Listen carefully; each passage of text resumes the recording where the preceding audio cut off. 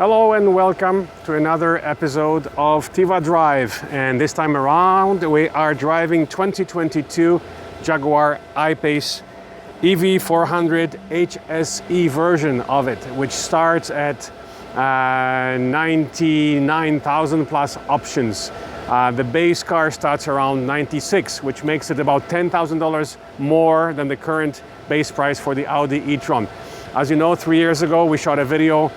We had a car briefly for a couple of hours. We shot the video at the time when we were considering both it and the e-tron. And in the end, as you know, we chose the e-tron for many reasons.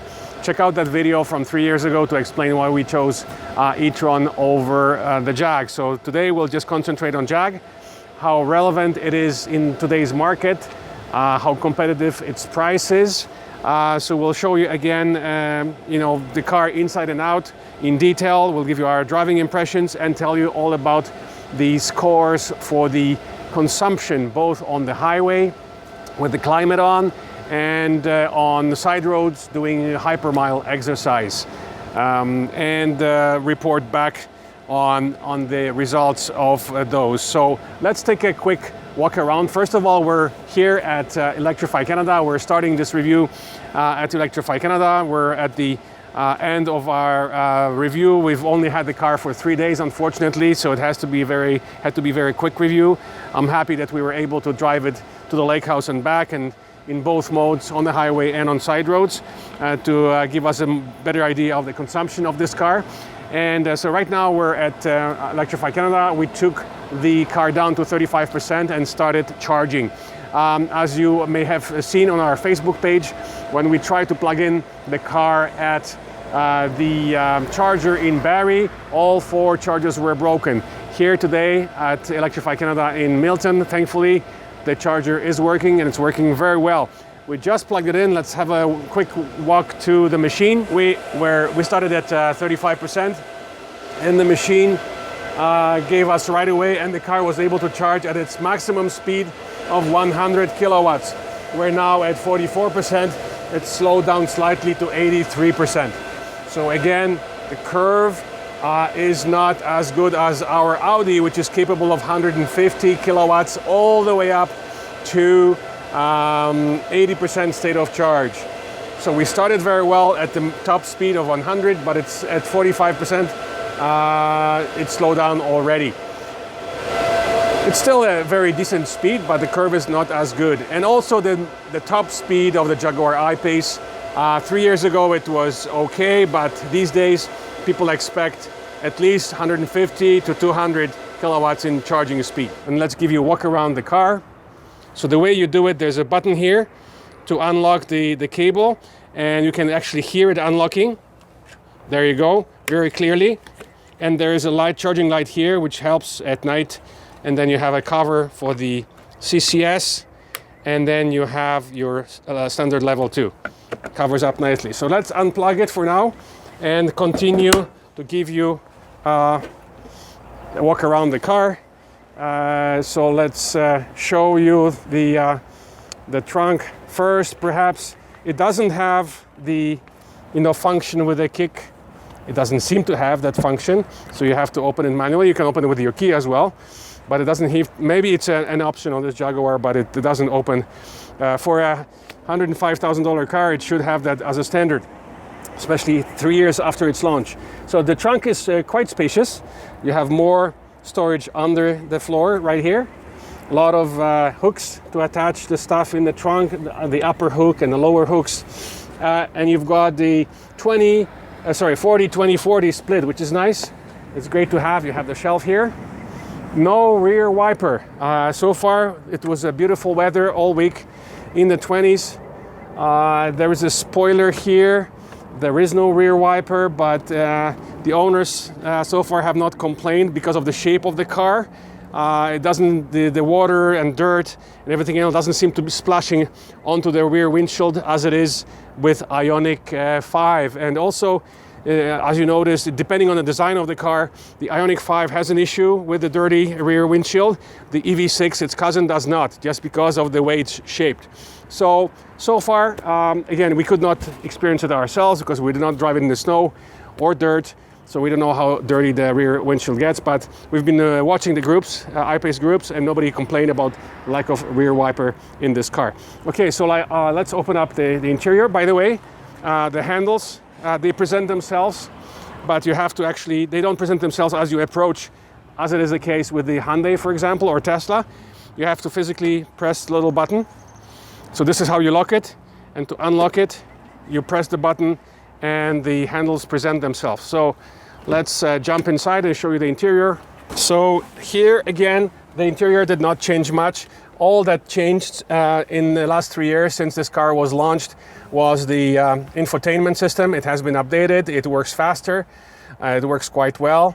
So as you can see on the dashboard, we'll go through all the menus in a moment. In terms of what each of the screens, you have 3 screens, the main dashboard, center screen, and then you have the climate screen here. There is a lot of storage here for phones and such. We did not find on this particular version, even though it's an HSE, it's not a base car, we did not see the wireless charging pad. There is space here for placing a lot of items, but it doesn't seem to be the wireless charging pad which we were hoping it to be. The Android Auto works wirelessly, so you can charge it through the cable. All the USB cable, as you can see, USB and USB-C plugs are here. So I charge my phone through the cable in this car, but Android Auto and most likely Apple CarPlay as well works wirelessly in this car, which is great. In the Hyundai, as you remember, you had to plug in through cable to make the Android Auto work. So the design really inside hasn't changed. This particular car on the outside has a black package, so black rims, black mirrors, a lot of black accents all around. There's not much chrome outside, but there's a lot of chrome on the inside, as you can see. So it gives it this upscale feel. Piano black here, and the chrome everywhere else. So it's nice and elegant, chrome accents on the steering wheel. We'll go through all the buttons on the steering wheel in a moment. The car is equipped with a Meridian sound system, which we're familiar with from our previous Range Rovers. It's a fantastic system with a surround sound, of course.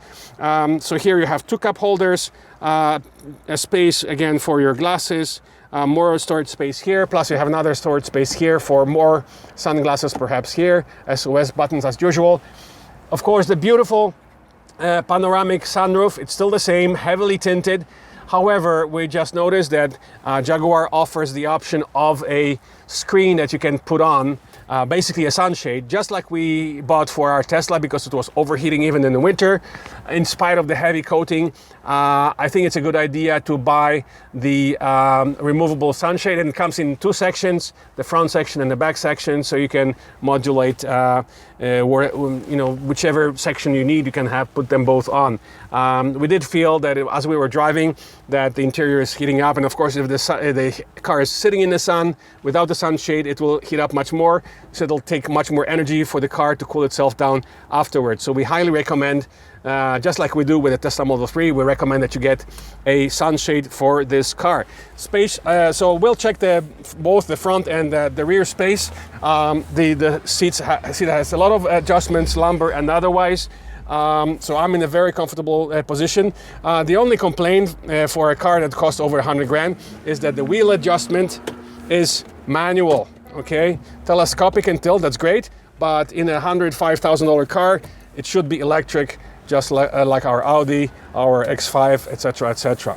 All right, the seats come with memory, of course, and that's about it for the front section. Let's have a look at the space in the back. As you can see, both the headroom, and it's because of the shape of the glass. Again, as we saw in some of the other cars, which had the sunroof ending right here, and that's where we were touching the roof here because of the cutout for the heads of the passengers.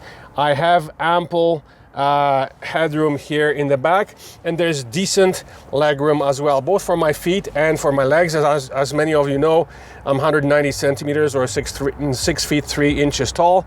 So the space is ample both for leg room and the headroom. You have here the cup holders that you can fold, and as we mentioned when we looked at the trunk, it's a 40-20-40 split. Very comfortable seats with the headrests, of course. In terms of the climate, so here you have the seat heaters, the 2 switches. And here you have USB plugs and a 12-volt plug. The climate controls are located not in the center, they're located on the B pillars for the rear passengers. All right, so now that you've seen the interior and the trunk, let's have a look at the front. Let me try and remember how to open it. There we go. It's telescopic and hydraulic, as it should be. So here you can see the air inlet. So there is an actual frunk, which is great, and it's just enough for small items such as the charging cable or other things, and of course your filler cap for the washer, windshield washer liquid. All right, so that's about it for the frunk. Let's jump in and show you the various screen options on the dashboard and the center screen. As we mentioned, the starting price is $99,000. As the car sits here, it's about $105,000. So we're trying to determine 3 years later, after it was introduced, around the same time as our Audi e-tron. They were both competing with each other, and of course we were hesitating between these two cars. We're happy with our choice of the Audi. Please refer back to our video of the comparison of the two cars and why we chose it. This is a super nice design, though very sexy, much sexier, faster and longer range than the Audi. So we'll tell you, we'll just go through the options here on the screens. The interfaces are a little bit different now than they were 3 years ago. They were upgraded, they work faster. And then we'll take you for a spin in a car to give you our driving impressions. So first of all, the main dashboard here has various options, and on the steering wheel here you see the right hand side, it's all about cruise control, adaptive cruise and auto steer. The left side you have the phone, the magic button, which is a multifunction, and then this button here is also multifunction.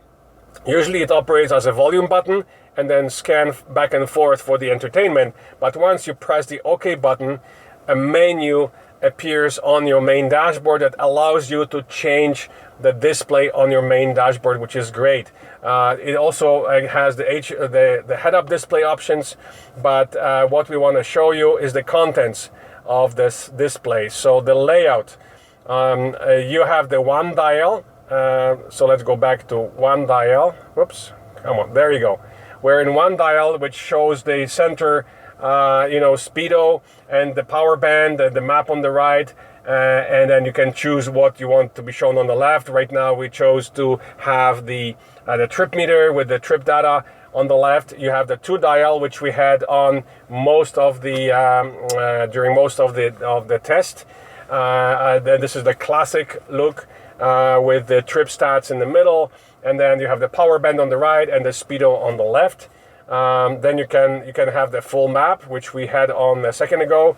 So the map shows on the full screen, and then you just have the speedo at the top there. Just the basic information, your range, your average consumption. You can change what it displays in this bottom right hand corner by pressing on there is a couple of buttons here.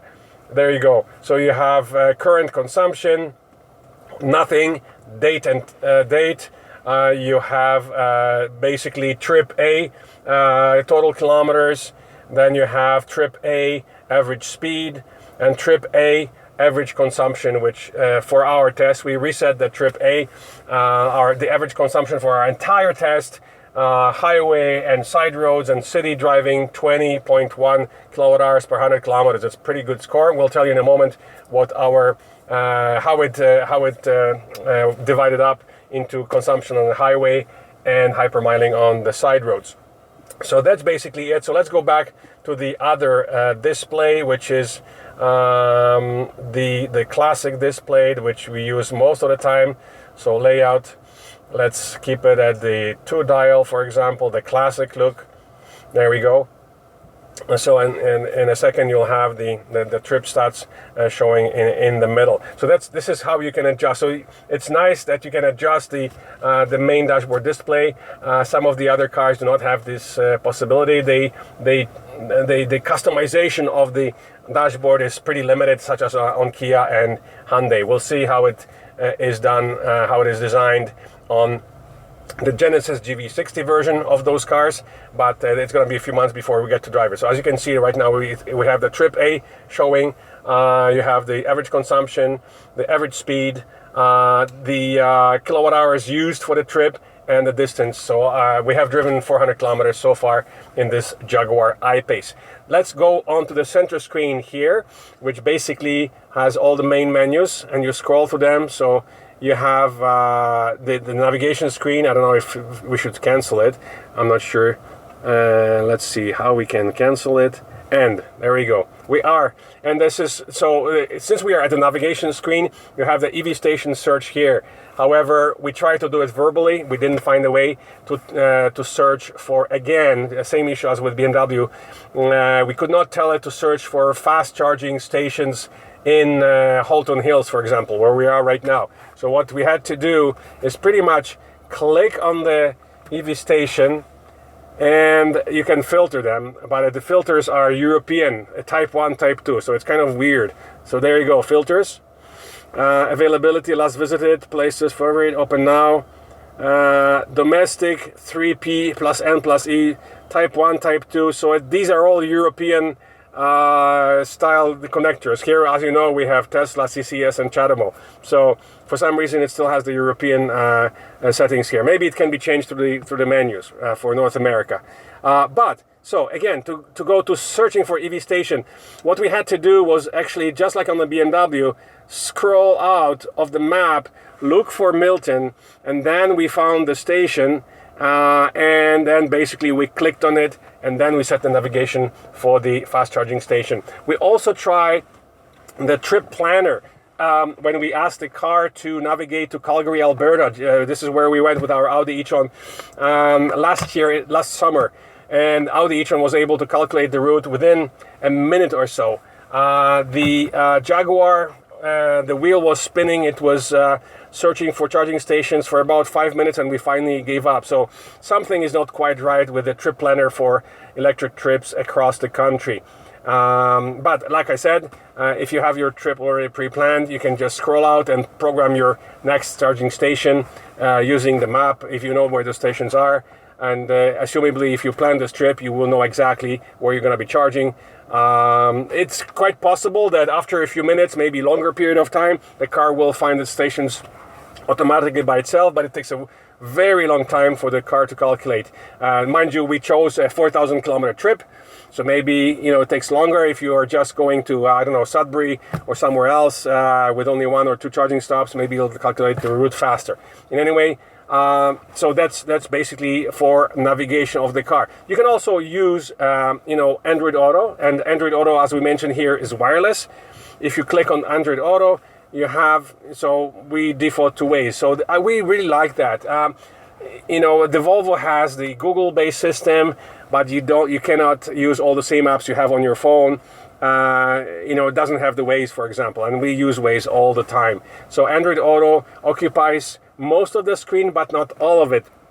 So with some of the other cars where the Android Auto occupies the entire screen, you have to tell the car to go back to the car menus. You have to press on Jaguar or Volvo or Audi or whatever. Here you have all the buttons pertaining to the car functions on the left, so you can immediately go to the car menus using this button. If you want to go back to Android, it's great. Just click on the Android button and you're back in the Android, and you can go back to Waze or whatever other apps you want to use. So that's a pretty good menu. Let's go back and show you how to get to the car stats. So there you go. Right now we are charging, and we're at Electrify Canada station. So as we mentioned, we started it at 35% state of charge, and we hit 100 kilowatts right away, which is a top speed for this car.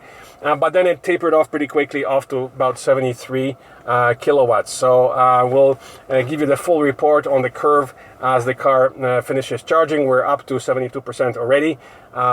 So that 100 kilowatt top speed of charging, it's only maintained at the lower end of the battery, and not like Audi, which keeps the full speed of 150 kilowatts up to 80%. So still our Audi is the fast charge king. Of course, there's newer cars maybe that charge faster, such as the 800 volt, Porsche Taycan, Audi e-tron GT, Kia EV6, Hyundai, Ioniq 5. But those super high speeds over 200 kilowatts are only at the lower end of the battery. But it's still, for example, the charging time from 10% to 80%, it's going to be slightly faster than the Audi is supposed to have. But our experience personally, so far, we're super happy with the curve of our Audi e-tron. So anyway, so here's the screen for the range, etc., etc.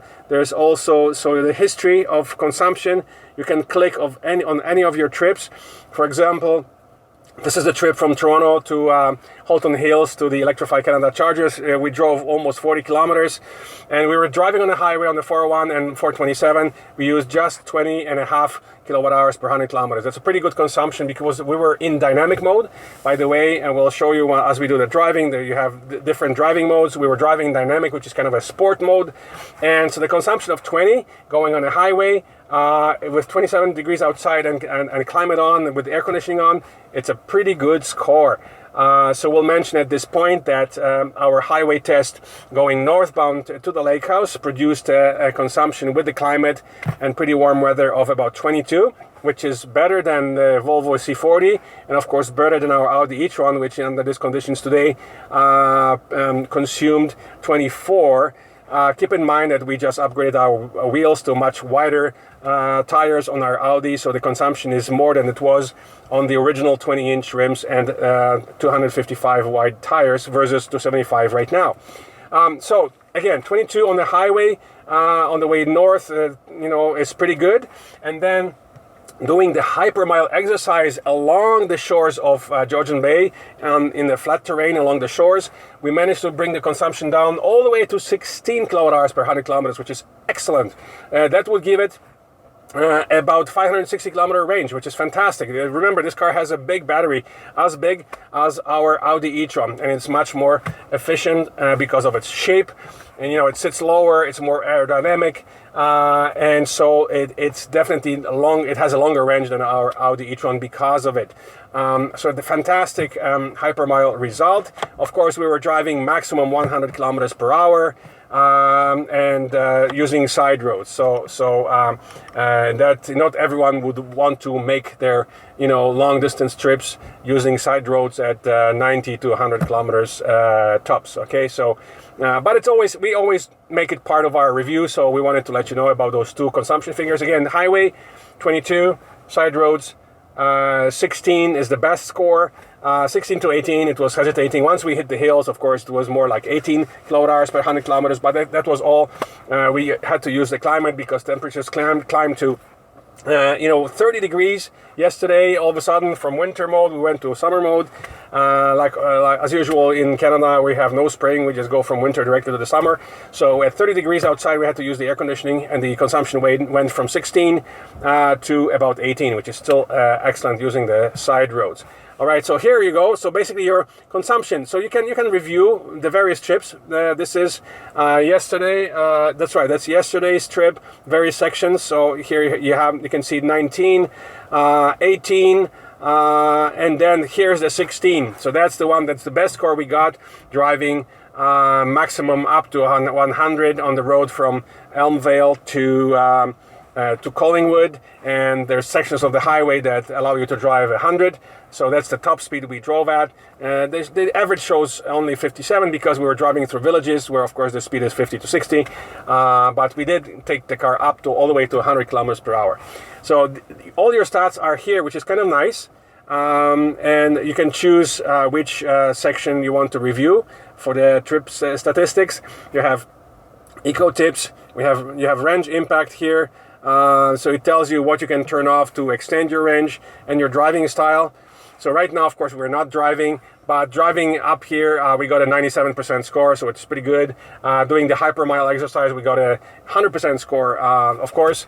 So it all depends on your style of driving. The car will actually give you a score of how aggressively you are driving or not. This is a sports car. Let's face it, this is a sports car with 400 horsepower, 4.5 seconds acceleration to 100. So it's hard not to drive it aggressively, and as a sports car should be driven. So some of you may not care that your range will go down, but it's good to know that this car on the highway, you know, it's capable of over 400 kilometers highway range and over 500 doing the side road. So that's excellent for an electric car that's 3 years old, and it's up against much newer and better competition from other manufacturers. So going back to the main menu here, then you have, of course, your entertainment screen. You can play Android Auto or Sirius or FM. It's all here. This is your phone options. And then here we go. So departure time, this is for preconditioning. Again, somebody set it to low cost hours only. So when we plugged in at the lake house, it wouldn't charge. I couldn't figure out why. It was plugged in, the charger was fine. Somebody set it for low cost hours only. So we had to change it to immediate charging. You can set preconditioning as well, your departure times. So energy and battery. There you go. So it's right now it's showing you where we are at the charger. We're up at 78%. With a 314 kilometer range as it is right now, so we should be pretty close to 400 at full.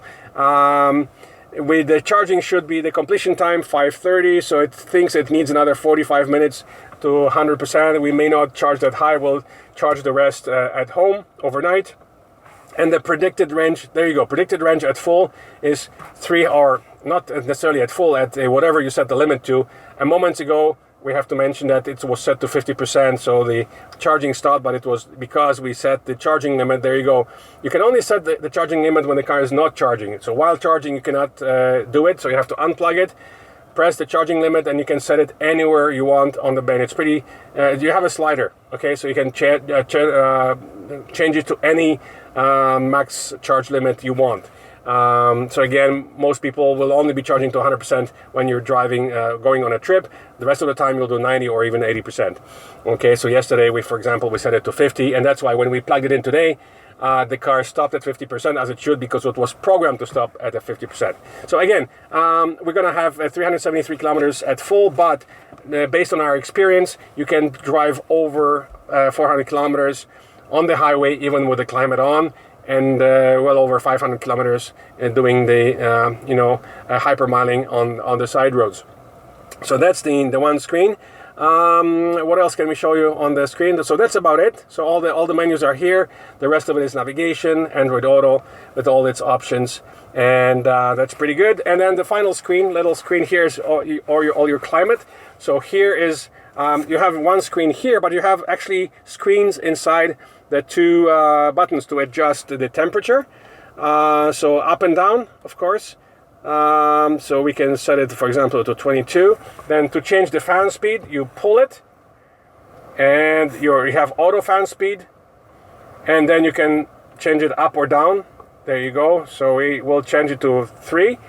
Over here we have the push. There you go. And this gives you the seat heaters. Okay, so 1, 2, 3. So right now it's actually seat cooling. There you go.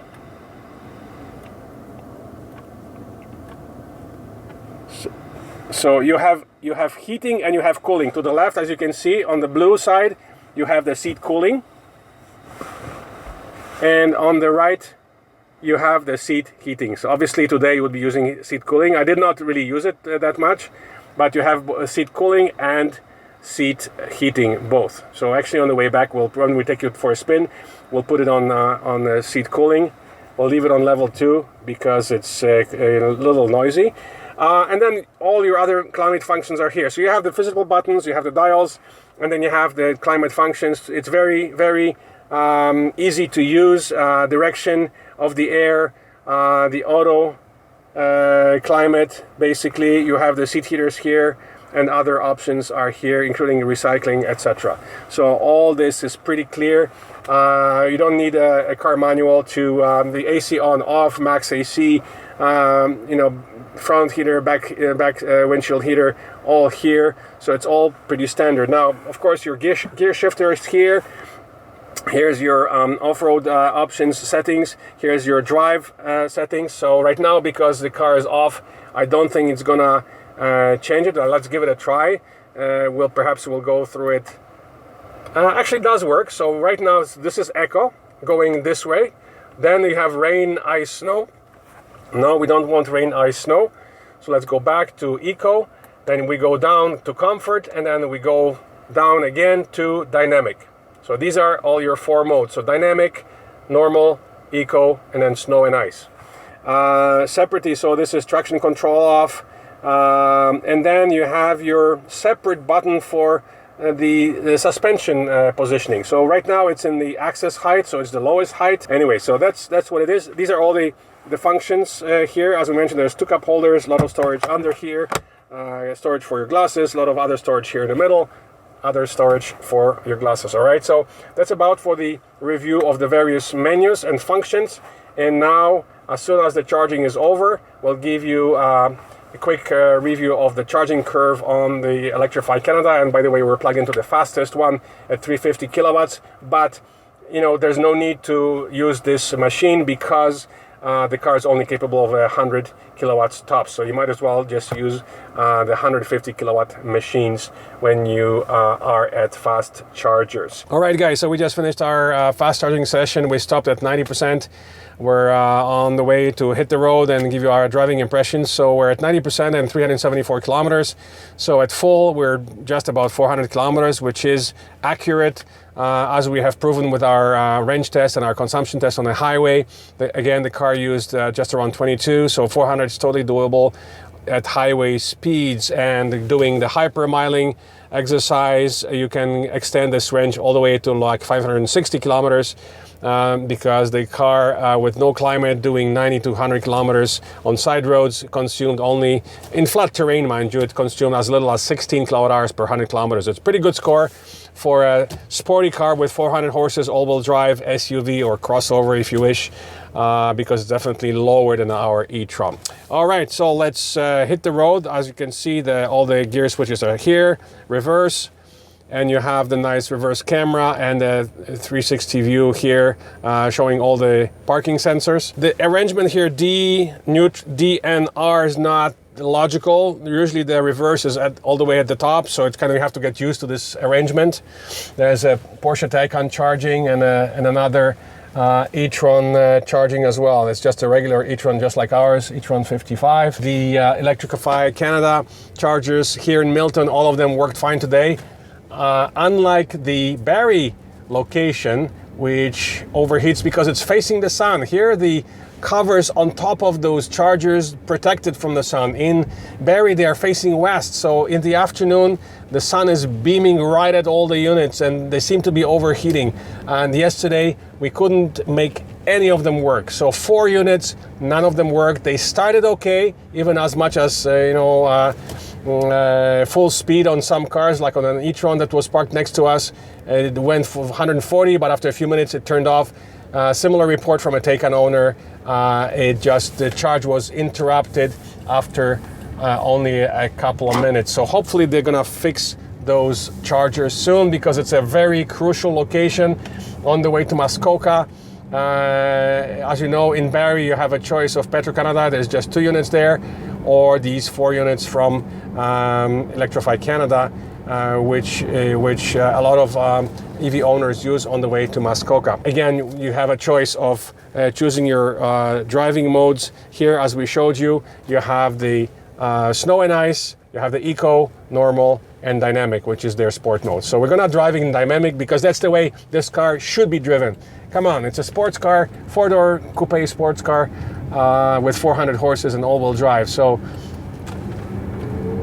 and we have the sound, the dynamic sound on, but it's not as loud as some of the other artificial sounds on the Porsche Taycan or BMW, or especially Ford Mach-E GT, which has the V8 sound. So the sounds on the artificial sounds on the Jaguar in the dynamic mode were much more pronounced. Maybe there's a way to change the volume, but we went through the menus and we did change it to the maximal volume. To be honest, I can't hear any artificial sounds at all.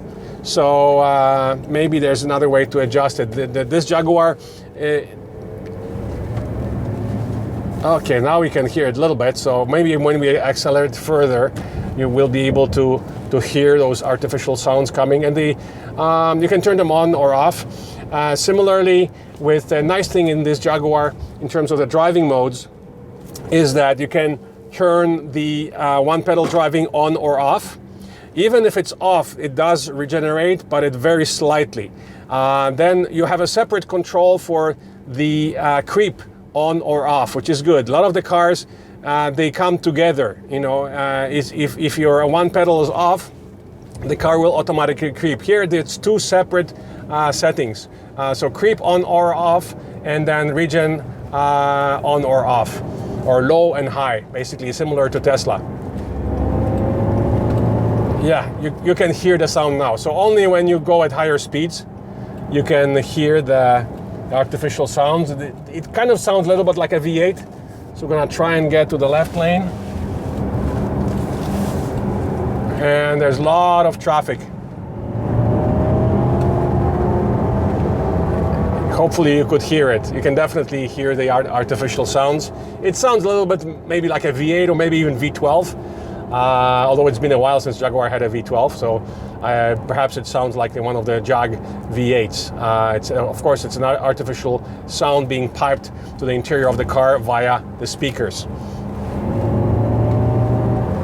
There you go. Hopefully you can hear it through the microphone. Anyway, so it's a fantastic car. Okay, guys, 3 years later, it was a very close call for us. Emotionally, we wanted to get the Jag. And please refer back to our video from 3 years ago when we compared the two to explain why we chose the Audi. There were a few reasons, but this is a gorgeous car. Still, 3 years later, very unique design. It still turns heads 3 years later, right? Audi, it's great. It's very practical. But it looks like any other regular Audi. People can tell that you're driving an electric car, right? Where here, this looks unlike any other Jag and unlike any other car on the road. So it still turns my head. Whenever I'm driving the Audi e-tron and I see a Jag, I always look behind. Whenever there's one parked somewhere, I will look at it. It's a gorgeous, gorgeous car, and it's definitely a sports car. So it's meant to be driven in dynamic mode, but we did drive it in eco, both on the highway and also of course in our hypermile exercise. And even in eco mode, trust me, it's not a grandpa mode. It allows you still to pass cars aggressively if you need to. It saves you battery. So we're in a construction zone right now, so I don't want to turn on the autopilot, although because the construction zones tend to be tricky and the traffic is stopped. It's stopped all the way. Oh boy, somebody was trying to pass behind the truck, and anyways, a lot of traffic today during the rush hour. Now the nice thing here, so if we turn it on, we likely cannot turn it on while the car is stopped. There we go. So you simply press this button here. So let's see if we can turn it on. There we go.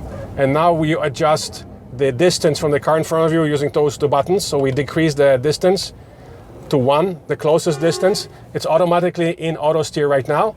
And the car should resume. There you go. So it's got a stop and go function as well, right? So we have to increase the speed, and you increase it this way. You adjust it up and down the speed this way. So let's increase it to the speed limit, which in this construction zone is 80. There we go. And so as you can see, the adaptive works very well. The auto steer works quite well as well, even though we're in a construction zone. That's because the lane markings are quite clear. So in a situation like this, when you're in a traffic jam, to me, it goes a little too close to the right-hand side, and because there's trucks, you know, on the right, I tend to myself to be pulling to the left, because it pulls and it drives, the auto steer drives too close to the right hand side, okay?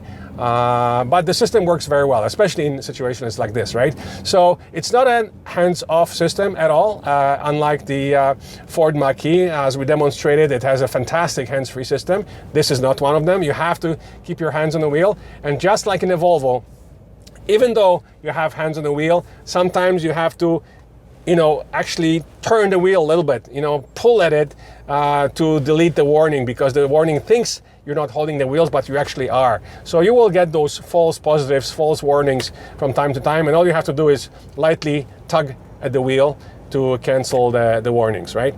And yeah, so as a summary, you know, we've only had 3 days with this car. It's still a very valid alternative car. It's not cheap.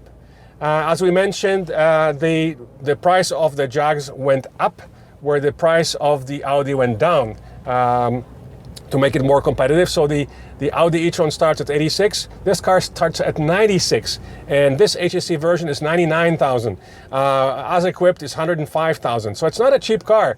But it's still very relevant. What we like about it, and what a lot of the owners like about it, it's rarity. Just like our i3, you don't see too many of them around, so it's not good for Jaguar because they haven't sold many in North America and worldwide. But some people will enjoy the fact that it's, you know, there's not too many of them around. It's a very unique looking car. It's a gorgeous car. And not too many of them around. And it's still very valid. Good driving range, both highway and side roads. Very economical in the city, as long as you're not pushing it in, you know, flooring it from every red light in dynamic mode, right? So it's very efficient. It's got good range, good acceleration. Again, 4.5 seconds is plenty. You don't need better than that. Now it's too bad that Jaguar is not developing more electric cars. They were going to develop basically other, you know, large flagship limousine that was canceled. Right now they're still trying to redefine themselves and perhaps find other manufacturers to cooperate with on other electric cars. For now, the JLR group, of course, the next electric car they will introduce is the full-size Range Rover and the Range Rover Sport.